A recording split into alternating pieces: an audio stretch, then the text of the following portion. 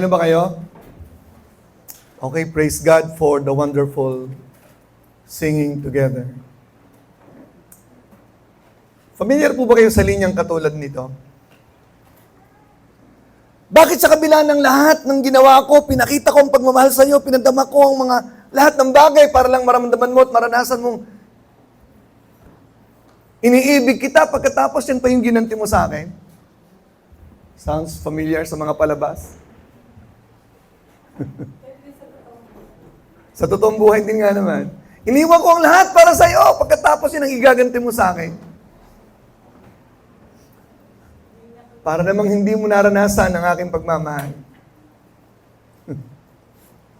Ang glory ng Panginoon ay kapag naranasan mo at nagpapatotoo ka patungkol sa kanyang pagmamahal. Amen? Kaya ang topic po natin ngayong umaga is experiencing the love of God. And the theme of the message is understanding deeply the love of God. Bukang bibig natin, mahal tayo ng Diyos, mahal ako ng Diyos. Ang tanong, nararanasan mo ba ang pagmamahal ng Diyos sa iyong buhay? So ang goal ko po ngayong umaga ay upang laliman natin, maranasan at madama natin ang pag-ibig ng Diyos. Happy Valentine's!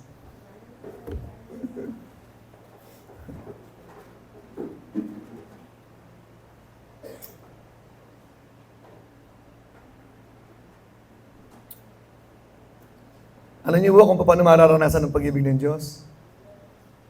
Ayun po yung topic ko ngayon.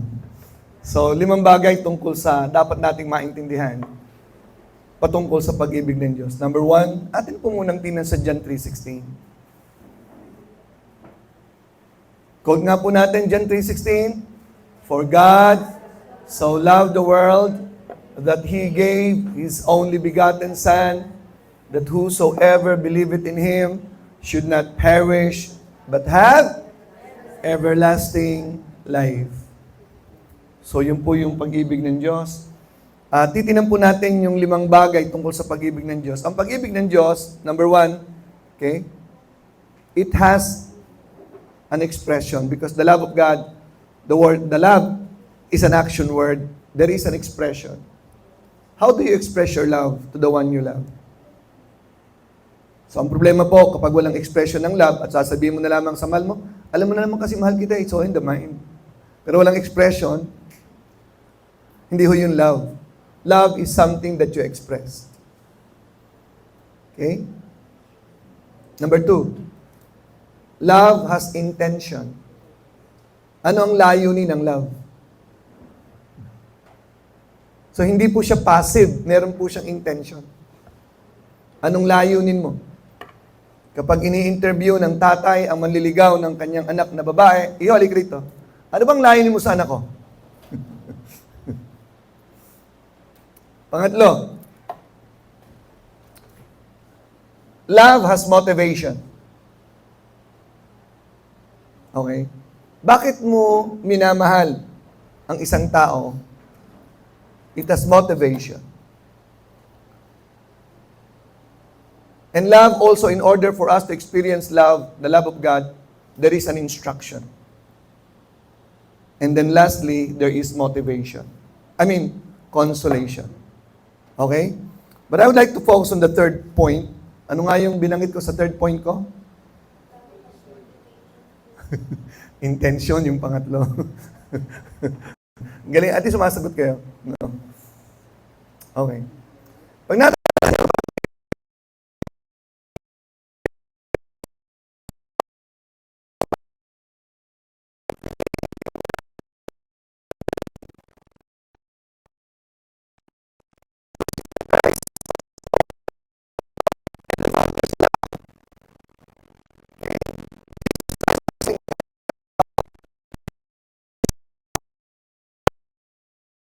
the Spirit. And then in verse 13, sinabi niya po, okay, "Now come I to thee, okay, and these things I speak in the world." Why? Basahin nga po natin yung susunod. That they may have my joy fulfilled in themselves. Kaya binabagit ng Panginoon ng pag-ibig, kaya binabagit ng Panginoon ng pagkakaisa, ang kanyang kaluwalhatian, the glory of His presence, upang maranasan natin yung joy na meron ng Panginoon, that my joy might, might fulfilled in themselves. Again, the greatest commodity and the number one commodity here on the planet Earth is joy.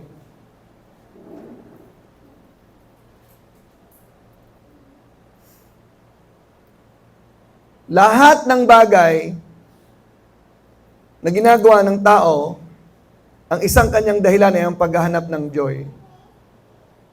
Kaya nauso po yung kasabihan, kung saan ka masaya, suportahan ka. That's the driving force of every human. Bakit ka nanliligaw? Bakit ka nag-aasawa? Bakit ka naghahanap ng trabaho? Bakit ka... At ang sabi nga po doon, ulitin ko sa inyo, mismo yung nagpapakamatay, na malungkot sa buhay, kaya nagpapakamatay, baka sakaling pag nagpakamatay, makasumpong siya ng kaligayang hindi niya makita dito sa mundo. I've read that. Even those who go to war, they find joy in the war. Okay? Pero ang sabi ng Panginoon, mga bagay nito sinabi ko sa inyo tungkol sa pag-ibig. Okay? So, kapag ka po naranasan natin ang pag-ibig ng Panginoon, that my joy be fulfilled in themselves. Napakasarap na natagpuan mo na ang joy sa buhay mo. Yun yung sinasabi na ni David, the Lord is my shepherd, I shall not want. I'm fully contented. I am satisfied in the presence of God. Yun po yung sinasabi ng song kanina. No? Kaya talaga naman yung umaawit, lumuhod pa no? O masakit lang yung nakatayo, kaya ka lumuhod. Ano bang totoo doon? Nabago. So, the message of the songs we sang, they were really so uplifting. Napaka-ilap ng joy sa mundo. Pero sa ating nandito, alam na natin kung saan nahanapin ng joy. Di ba kaya mo pinakasalan ng asawa mo para magkaroon ka ng joy? O ba't kayo naghiwalay?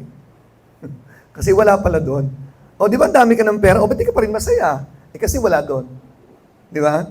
Pero pagka may Panginoon ka at naunawaan mo ang pag-ibig ng Diyos, one of the consolations is meron kang joy. Okay? That my joy might be fulfilled in themselves. So mamaya ko po sasabihin yung iba na consolation. Babangitin ko po mamaya yung isa. Ito pong topic na ito ay series sapagkat hindi ko kayang tapusin to. Again, I started my preaching at 11:30. Baka lang mamaya patapusin niyo na ako ng 12 no? Bagay, wala namang gagawa nun. Okay. So gusto ko maintindihan natin na malalim ang pag-ibig ng Diyos. It brings joy. Okay? Number one, that's consolation. Bago ko, hindi ko masyadong bibigang din ang bawat punto kasi mahaba ako yan. Series po yan. Might be in the month of March, I'll still be having the same outline. I will still be preaching on the same topic about love. Because in the Bible, it's all about love. Okay? It's all about love. Why? Because God is love. Okay. Aakit po ako dun sa point number 2, instructions. Love has experiencing love. Okay? You need to understand the instruction. How to experience love. Okay? Okay. So ito pong instruction, ito napaka-importante para maranasan talaga ang pag-ibig ng Panginoon. Wow. Okay. Napansin ko po sa Bible, sa pagbabasa ko ng Bible na ito po yung lagi magkasama, pansinin nyo. Okay, pansinin nyo Okay. Ano yung kasama ng word na love pag binanggit ko? Ephesians chapter 1, verse 15. So I'll give you 4 verses. Wherefore I also, after I heard about your love, about your faith in the Lord Jesus, and love unto all the saints. So, take note of the verse. Okay? Para madali nyo makuha, I'll move to Ephesians. Sa Ephesians, 3 po yan. Ephesians 3, verse 17. Okay, tandaan nyo ha. Ephesians 3, verse 17. Ito po ay, in general, napakahalaga po nito. That Christ may dwell in your hearts by faith, that ye being rooted and grounded in love. Ano yung dalawang word na magkasama lagi dyan? Gets na o isa pang verse? Uy, ang talino nila. I don't need to say the remaining two. O, para atin pong dagdagan para mas makumbinsi kayo anong relationship ng dalawang ito. Okay. Move on to Ephesians chapter 6, verse 24. Verse 23. Ephesians 6:23. Peace be to the brethren and... Klaro na ba? Galing. Ba't kaya magkasama ang love at saka faith? Okay, another verse na titingnan natin. Jude. Jude. 20 and 21. Jude 20.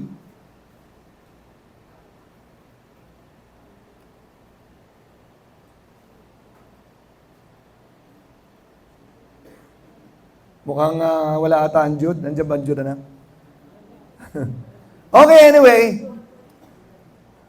Napakahalaga po ng Jude 20 and 21. Beloved, building up yourselves on your most holy faith.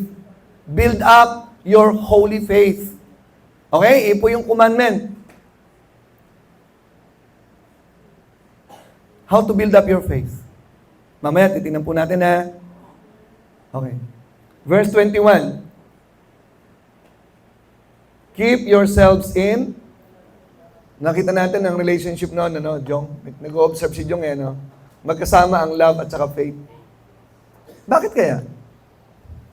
There are more.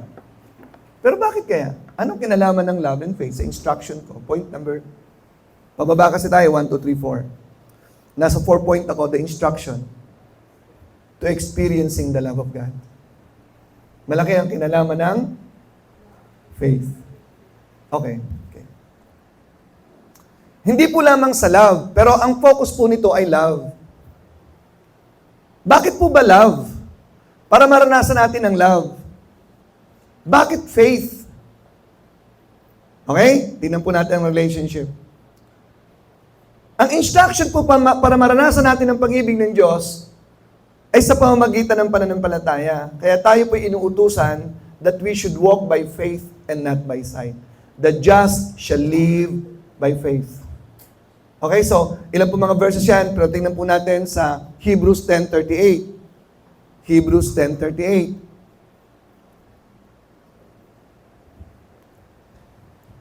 Now, the just shall live by faith. Sino po yung just? Ang tinutukoy dito.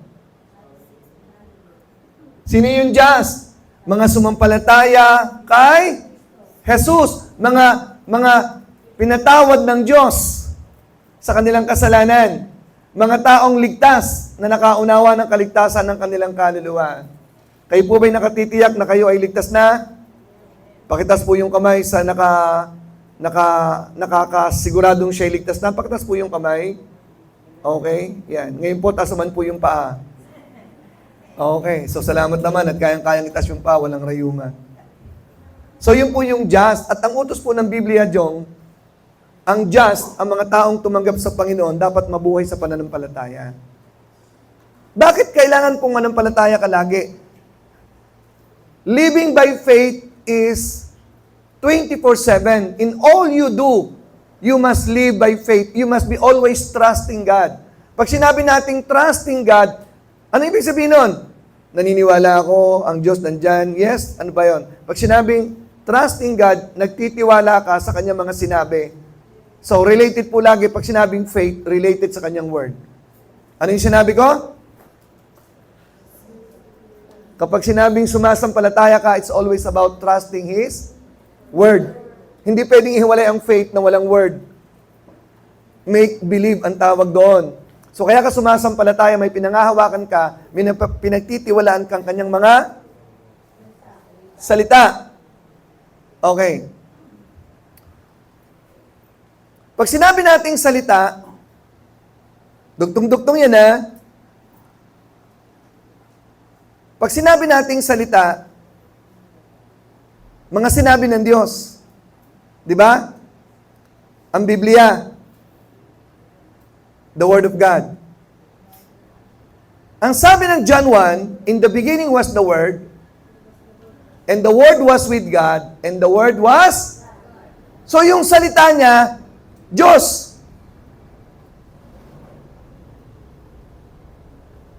In the beginning, God created the heavens and the earth. And the earth was without form and void. And God said, let there be light. Sa pamamagitan ng kanyang salita, nakikreate ang kanyang mga bagay na sinasabi, ang kanyang gustong ipatupad. Sa pamamagitan ng kanyang salita, nagaganap ang mga bagay-bagay. Kung hindi siya nagsalitang, let there be light, there is no light. Sa pamamagitan ng kanyang salita, nagaganap ang mga bagay-bagay sangayon sa kanyang niloloob.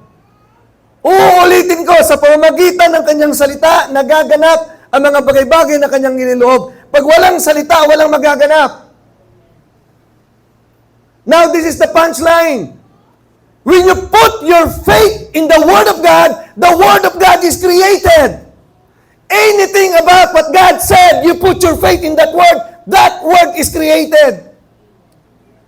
Ang problema kaya wala nangyayari, we don't put our faith in the Word. We put our faith in the world.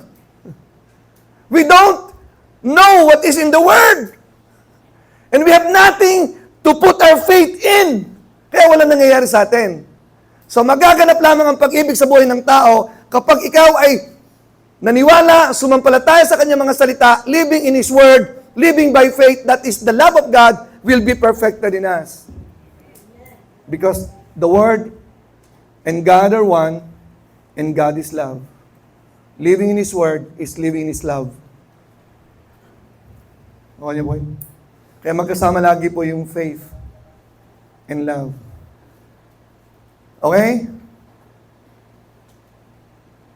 Kung meron pong isang bagay na gustong-gusto ng Diyos na magaganap sa buhay ng isang tao at sa ating iglesia, mga kapatid, ay maganap sa ating kalagitnaan, sa ating buhay, sa ating pamilya, ang tunay na diwa ng pag-ibig.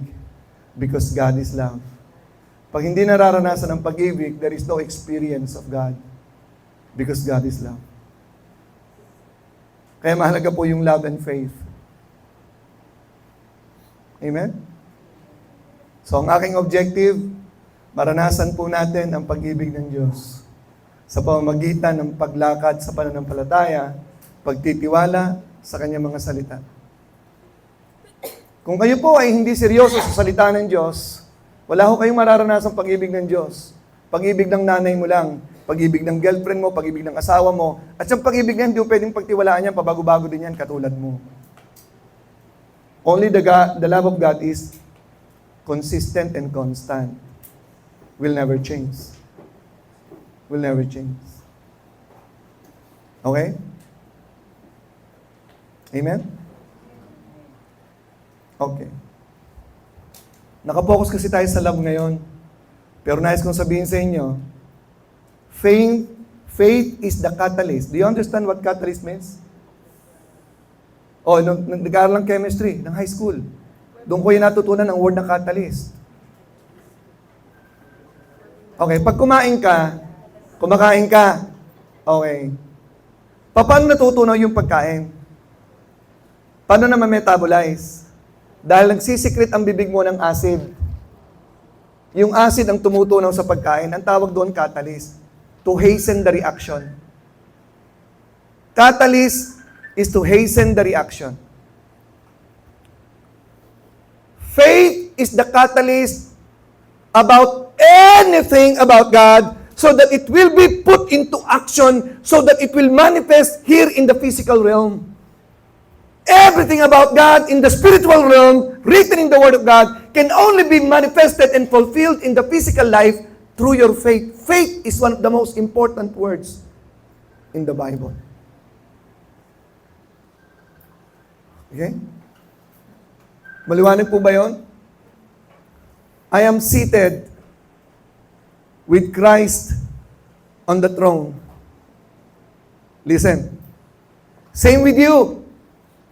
Para sa hindi nakakaalam, the greatest thing that Jesus did to His believer is to bring back His believer into His glory, where He is seated. The highest thing, the best thing that Jesus did for every believer is that Christ brought them into the throne where He is seated. And what is that? You became co-sharer of His authority and power. You are co-owner of the everything that God has in the universe. We became co-sharer of His rule, of everything about Him. But those things will only happen and be realized on the planet Earth when you put your faith into those things. Kaya mahalaga po yung faith. Pero ang gusto ng Lord talaga, mag-manifest ang love niya sa buhay natin. Hello? Amen? Wow. What a revelation. What a revelation. Kaya the most important thing, again, balikan natin kasi nakafocus tayo sa love, is love. Okay? Marriage is a celebration of love. Mamaya yun po yung topic natin hapon. Christianity is a celebration of life and of love. The love of Jesus. Okay? Pag sinabi nating love, I will go back to the motivation. Point number 2. Love as expression. Point number 3 pala, sorry. Tama yung kanina, point number 2, intention. Sorry yan. Point number 3, love as motivation. Ano yung nagmo-motivate na si Lord mamatay sa cross ng Calvary? Dying on the cross is an expression of love. He gave His life. Expression of love is giving. Again, let us repeat this. You can give without loving. May dumaang magpapalimos para lang madalit, para umalis sa tabi mo. O eto, sa'yo na. Pero walang love. Pakialam mo dun. Di ba? But you cannot love without giving. Because God is a God of love. He gave His best. That's the expression of love. And what's the motivation of love? Pag sinabi nating love, ano yung nag-motivate sa giving? Ano yung nag-motivate sa lahat ng bagay? You know what? The word love means pagpapahalaga. Kapag mahal mo yung tao, pinapahalagahan mo yan. Gano'n mo siya kamahal, gano'n siya kahalaga sa'yo. At may kinalaman yan pag nagbibigay ka ng gift. Kung gano'n siya kahalaga sa'yo, depende sa gift. Doon sa may mga 3 asawa, depende sa pinakamahalagang asawa, kung Muslim. Eto, mas mahal ko to, mas malaki gift ko dito. Eto, hindi masyado. Hindi ako masyado natutuwa dito eh. Eto, pinaka-least. So, ang sukatan ng pagbibigay ay depende how you value the recipient of the gift. Amen? Now, the greatest gift of God to us is Jesus Christ. The greatest of the greatest, okay, of what the Father owns in the universe, in the whole wide world, is His Son. And He gave His best for us. Ganon niya tayo pinapahalagahan. Hoy! Ganon kataas ang pagpapahalaga ng Diyos sa atin. Kaya talagang ako ay naiinis kapag nakakita ng mga Kristiyano, mga KSP. Kulang sa pera. Kulang sa pansin. I'm sorry. Kung naintindihan mo ang pagpapahalaga ng Diyos sa'yo, nako! Iwanan ka na ng lahat. Yung song kanina, take everything in the world. Tama ba yan? Give me Jesus. Sino umawit nun? Sino? Si Tikboy? Si Narisa pala. Ang galing. Narisa, ka nga. Alam ko namang di ka pupunta. Tinatawag lang nito eh. Yeah, ang gagaling ng umawit talaga yun. Amen? Abangan niyo po si Kevin. Aawit ko mamaya yan. Yan ang kanyang talent na itinatago. Mamaya ilalabas niya. Kala niyo yung kanyang hindi ho yun ang totoo. Kunyari lang ho yun. Mamaya abangan niyo. Ilalabas talaga niya yung totoo.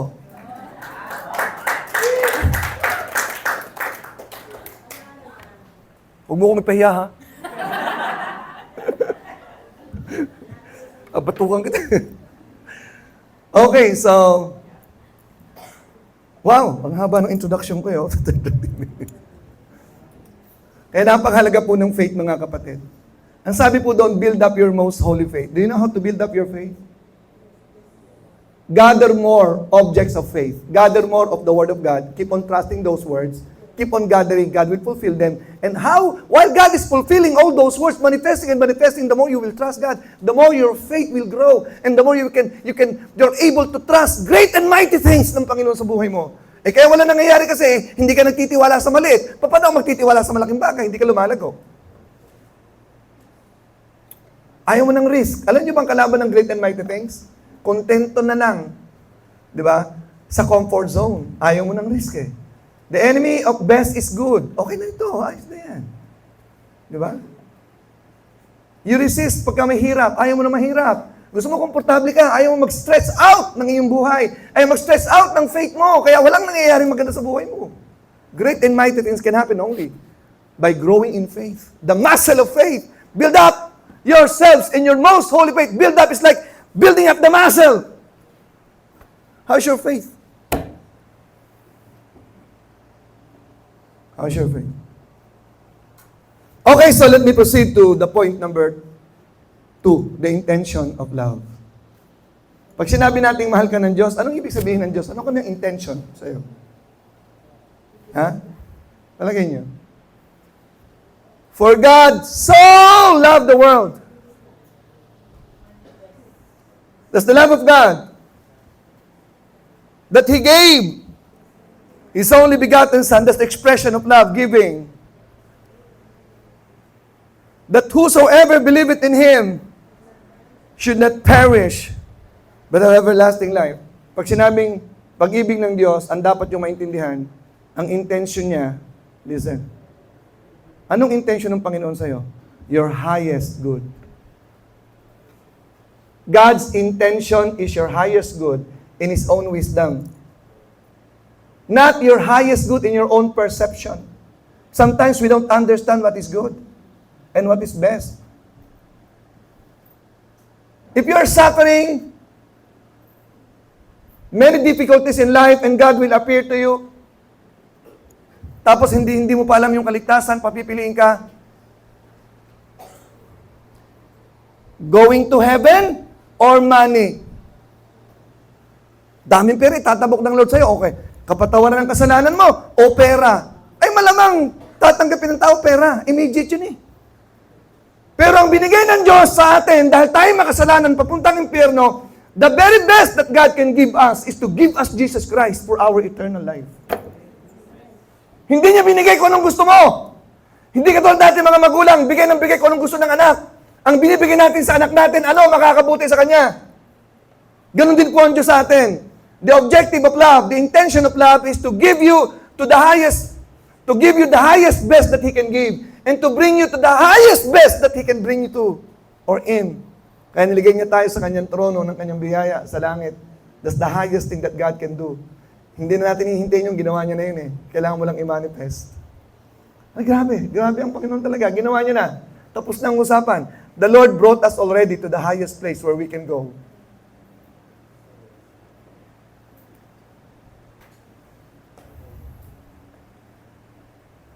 May have your eyes on me.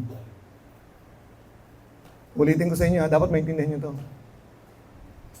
Narating ko na ang pinaka-the best na lugar na pwede kong marating.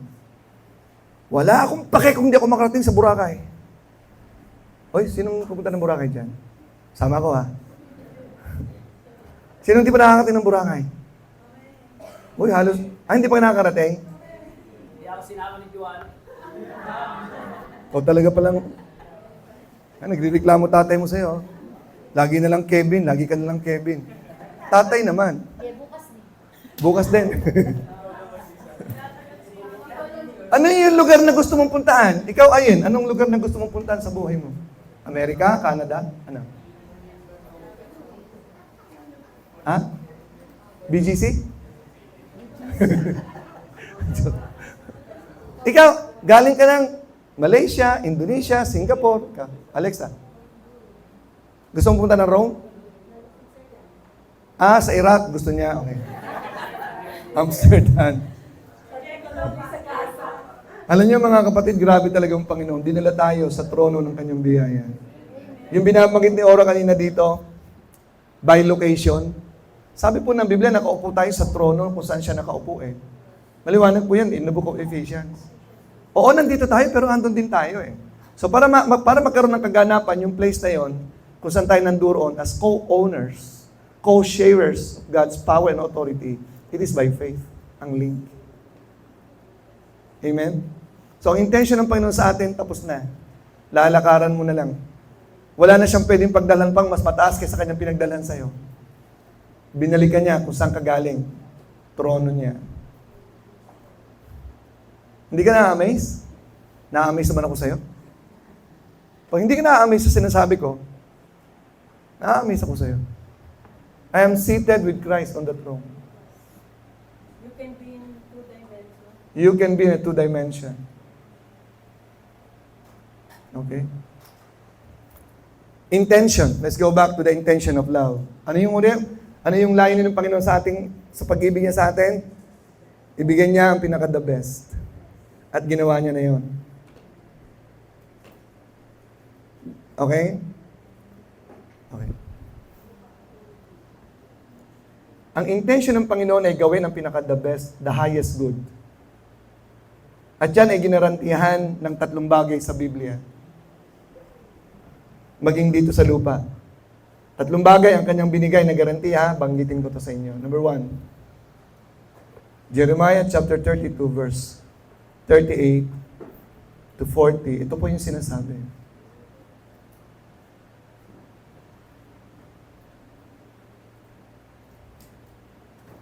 Ang sinasabi po dyan, and they shall be my people and I will be their God.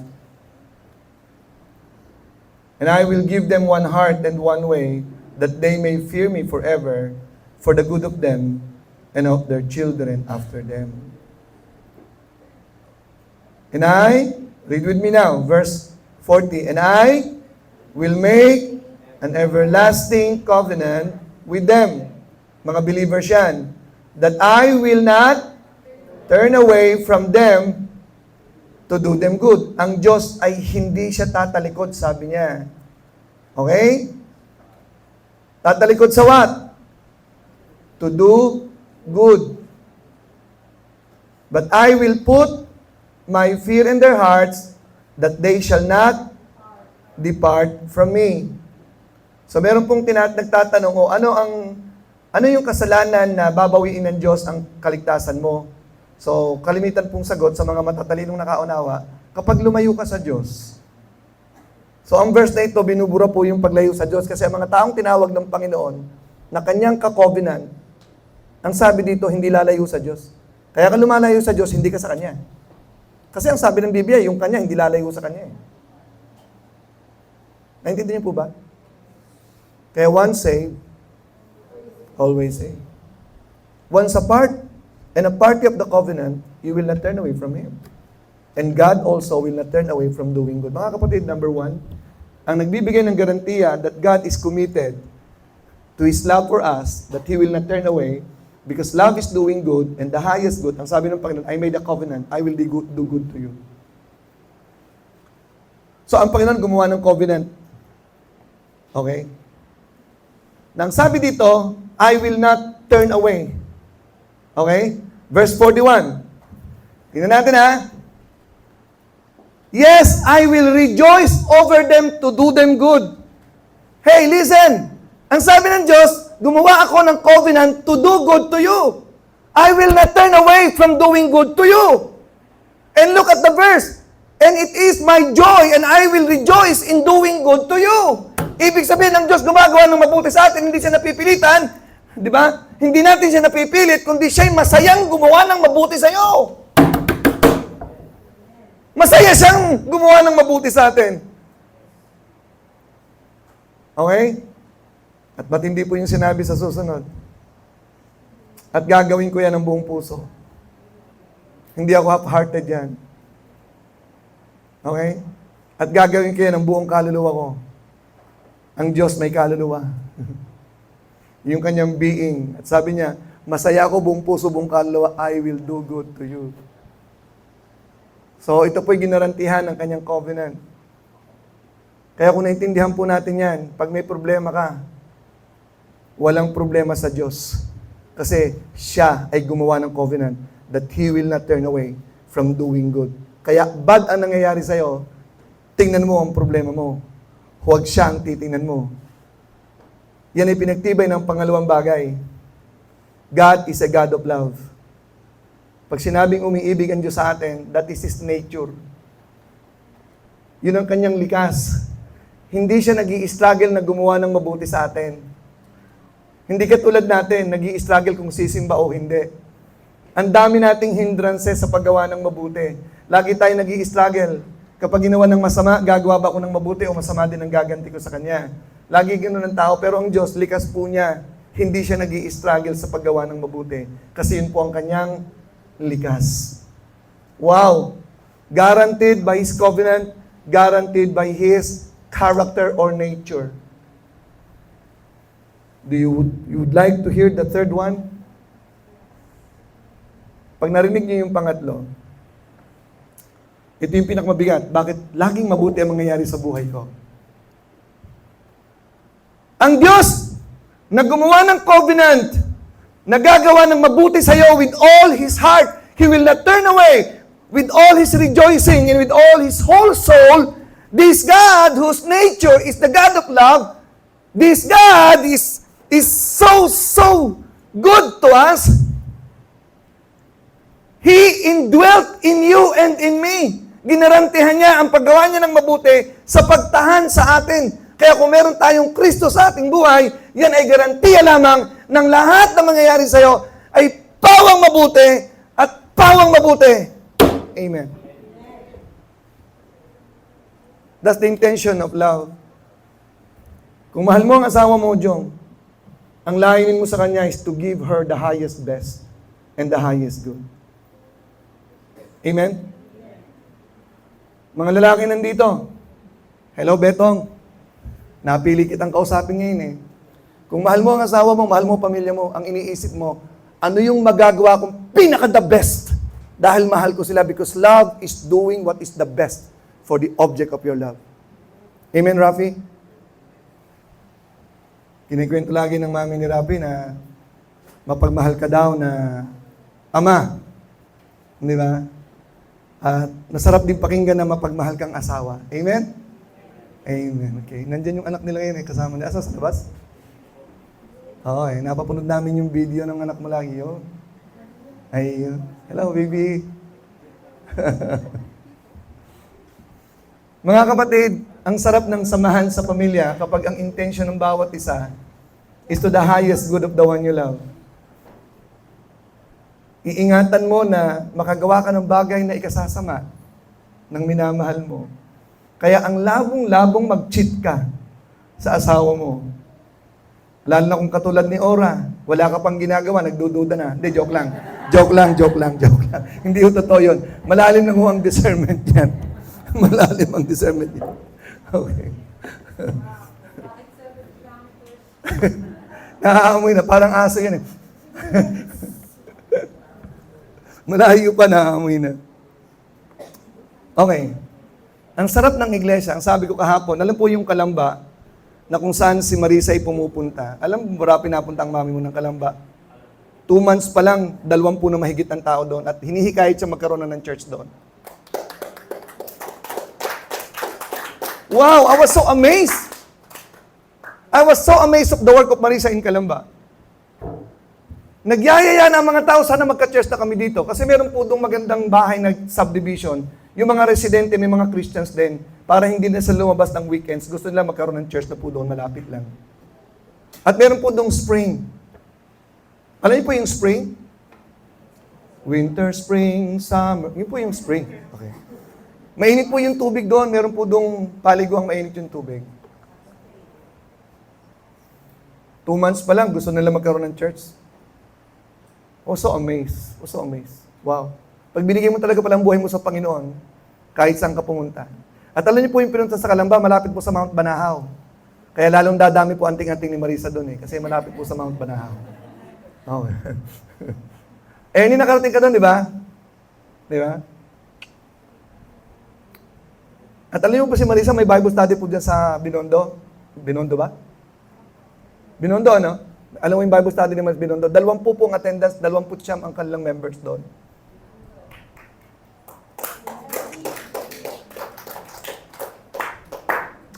Okay. Balikan po natin ang intention. Balik po tayo sa intention. If I have the love of God, I always have the purest intention in my life towards the people around me. And I'm always committed to do the highest good of the people around me, my family and the church. Because God's presence is in my life. Is that your intention?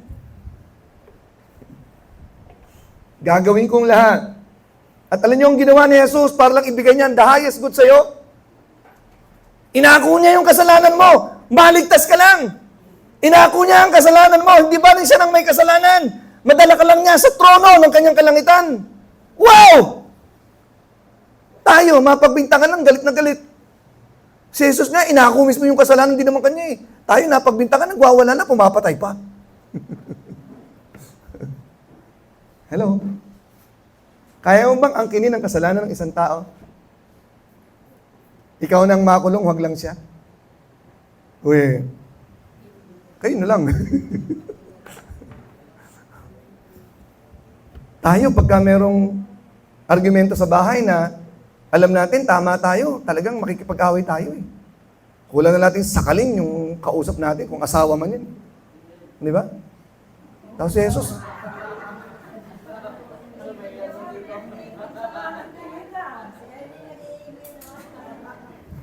gigilan eh, no? Gigilan eh, no? Sa bahay, gigilan.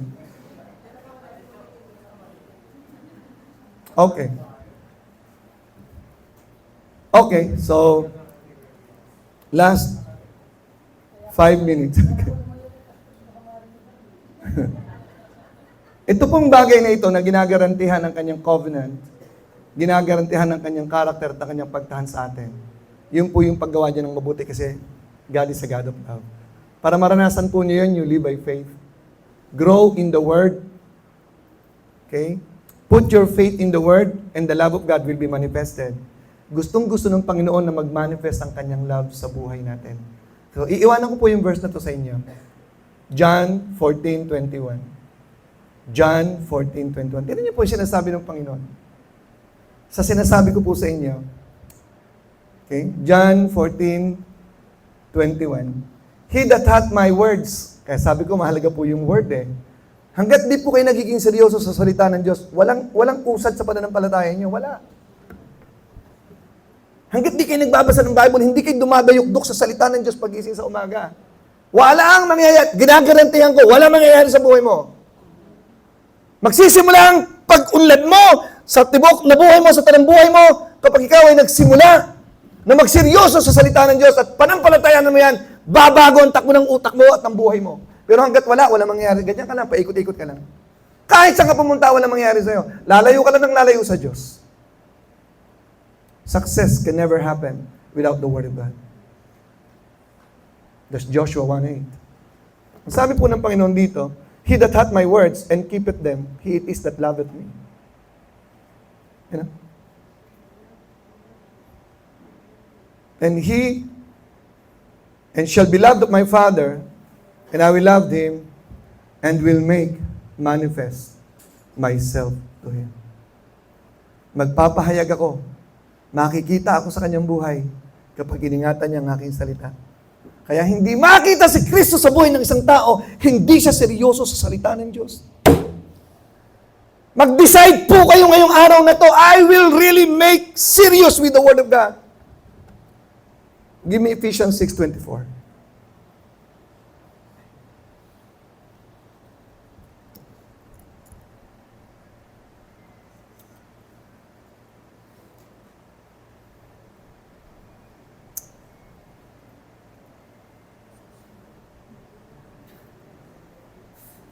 Okay lang, nak. Nagpapahinga ako. Sisigaw pa ako eh. Ephesians 6:24. Ayan. Last verse. Grace be with all them that love our Lord Jesus Christ. Pakibasa yung susunod. O, paano mo ipapakita ang sinseridad mo sa Panginoon? Na mahal mo siya? Through the Word of God. Siseryosohin ko ang salita ng Diyos. Why? In the beginning was the Word, and the Word was God, and the Word was with God, and the Word is God. He is God. Pag sineryoso mo ang Word, sineryoso mo si God. Kung meron ditong hindi seryoso sa salita ng Diyos, mag-decide na kayo ngayon para simulan niyo na ang tagumpay ng buhay niyo at maranasan niyo ang katotohanan ng Diyos sa buhay niyo. Huwag kayong aalis ditong ganun lang. Pumasok dito, dinig. Huwag niyo lukuhin sarili niyo. Magseryoso na kayo. Kahit anong ginanda ng buhay mo, sa dulo niyang bokya yan. Dahil walang salita. Dahil kung pwede palang gumanda ang buhay mo na walang salita, huwag na tayo magbasa ng Bible.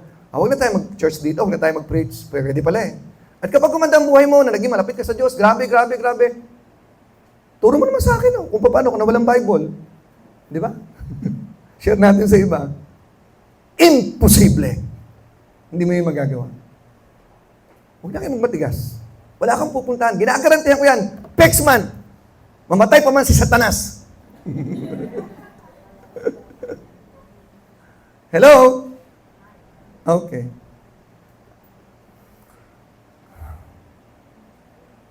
Tayo pong natin tumayo to be continued next time. Oh, yung nga, 45 minutes, ha? 45 minutes yan. I'm tempted to proceed with important, but I will reserve that to the next preaching. Okay? Love has 5 things that I have shared with you. Nauulitin ko. Love as expression.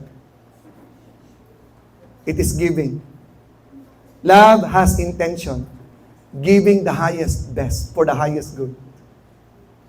Love has motivation. Pag sinabing motivation, ang nag-drive kay God, pagpapahalaga.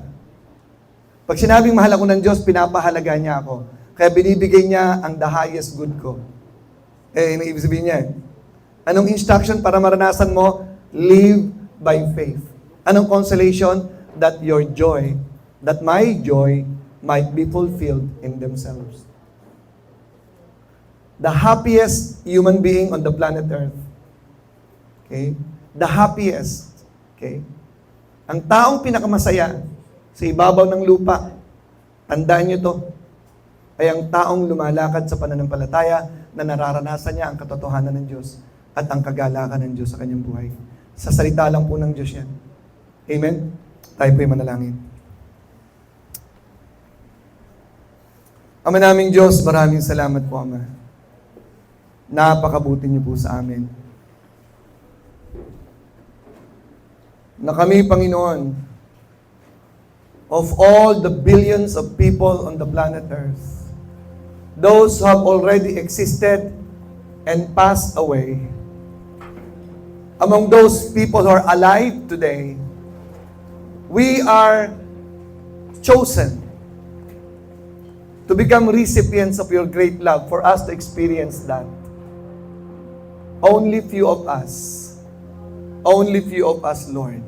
At nawa po yung bawat isang nandito sa pamamagitan ng inyong salita ngayong umaga, ay maranasan po ang katotohanan ng pag-ibig nyo sa kanya-kanyang buhay, na mabuhay po kami ng may pananampalataya, na nagtitiwala sa mga sinasabi nyo, araw-araw ng buhay namin, Panginoon. Oh God, sinabi niyo po, Panginoon, you will manifest if we will keep your word, if we will keep your commandment, oh God. Let us all be serious, let us all be sincere, oh God, with your word. Because by being sincere with your word is by being sincere with our love for our Lord Jesus Christ. Giving you all the praises, giving you all the glory. In Jesus' mighty name, amen and amen.